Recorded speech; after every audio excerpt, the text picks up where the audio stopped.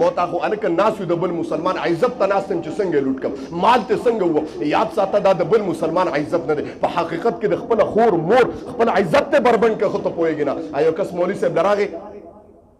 او یو مرګري ولا راوسته مرګري مولوي صاحب سره کېنو اوس خبرې ته توجه کوئ زما محترمو مرګري مولوي صاحب سره کېنو مرګري ته وایي وایي ته دا مولوي صاحب په خبرو که زه د مولوي صاحب په لور باندې مین یم او ته دې په خبرو که چې د جومات نه راځي نو زه د مولوي صاحب لور سره ملاوېږم نو چې کله زه اواز تا ته وکړم نو بس ته به مولوي صاحب ته چې مولوي صاحب السلام علیکم لاړم جي په دا مرګري وده وایي صحیح ده نو اوس زما مرګري د ده نه لاچاره یم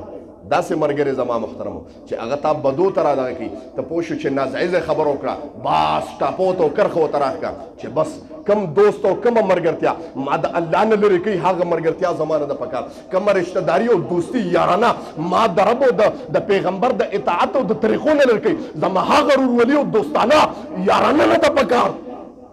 خو دا ایمان ممکن نشته نو الله دې معافي وکړي وایي دغه مولوي صاحب سره الګ کېنو جي زما محترمو او دا مرګري لاړ جي بس د مولوي صاحب لور سره به لګیا و زمانه تېرېده حتی تر دې پورې چې اوپېرا د مولوي صاحب سره کېنو مولوي صاحب ورته زما څه کار دی په منډه ځمه دی راخلاص شو د دې مرګري دا خیال و چې زما هغه مرګري جوړ مولوي صاحب سره ناست دی او په خبرو کړی دی به دی راغې ویې کتل را ویې کتل خو مرګري نو بس کور ته راړه چې کله کور ته لاړه ویې کتل د خپلې ښځې سره یې په کټ کې هم هغه ملګری ګیر کړه زما محترم کوم چې مولوي صاحب سره کېنولي یاد ساته دا خبرې یاد ساته دی چې راغی حیران شو خپلې ښځې ته هم ګوري او دې ملګري ته هم ګوري ظالمه تا خو زه مولوي صاحب سره کېنولم په دې دغه باندې ما خو ستا څوکیداري کوله ما ستا څوکیداري کوله ما وی ته د مولوي صاحب لور سره لګیا ظالمه تا خو زما عزت تار تار کړ تا خو زما عزت بربند کړ لاړه مولوي صاحب سره کېناسته تپوس ته کوي مولوي صاحب لور دې شته مولوي صاحب ورته ما واده نه دی کړی لور د کوم ځای نه راغلی د ما محترم هغه څوکیداري کوله په حقیقت کې د مولوي صاحب عزت یې لوټ کړو ورته پته نشته چې دې ظالم زما په عزت باندې لاس اوچت کړی دی زه وایم ته چې دا سوچ کې چې دا زما ملګری دی جي خیر دی د سره شریک یم اوس خو الله دې معافي وکړي پخوا به ګناه انفرادي کېده انفرادي زناګانې او ګناهونه به کېده اوس ګناهونه اجتماعي کېږي حیا ختمه شوه جي ما اورېدل داسې الله دې معافي وکړي مخکې ورته کې څه ملګري وو بیټک ته یو جینۍ راوستی و 4 کسانو نو مې نالم ډېره بده ده ما ورته خنزیره ګورې په دې طرف بیا رانشي جومات ته ما ته یې ګناه رانه شوې ده مې دا دنه ګناه شوې ده الله دې وبخښه تاسو نه یو بل نه حیا نه درتله د یو بل نه تاسو نه حیا نه درته د الله نه خو نه درته یو بل ته تاسو څنګه کتل ظالمانو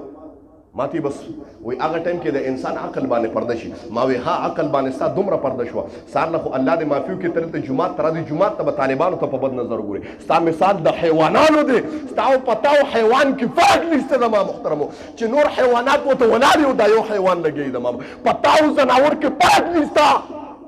زمونږ ستاسو الله دې معافي وکړي دا شی دی ګورئ ښه ګناهونه مخکې به انفرادي کې د په پټه پټه حیا به راکې لږه لږه وه اوس ګناه اجتماعي شروع ده اجتماعي ګناهونه کوو نو دغه رنګې چې ته په سکاوه کې ناست یې او ګیره خورې تا ته دا نه ښکاره کېږي چې جي دا ګناه ده که تا ته دا ګناه ښکارېده چې دا د محمد رسول الله ګویا سنت دی او د هغې په زړه باندې چاړه راکاږم ستا په ذهن کې او ستا په زړه کې دا خبره راله چېرې به هم ته دا کارونه کې زما محترمو یاد ساته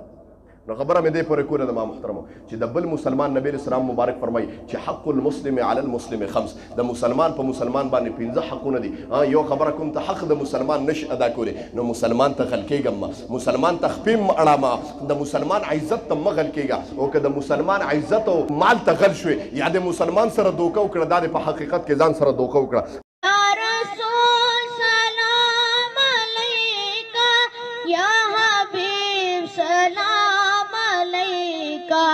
सलाम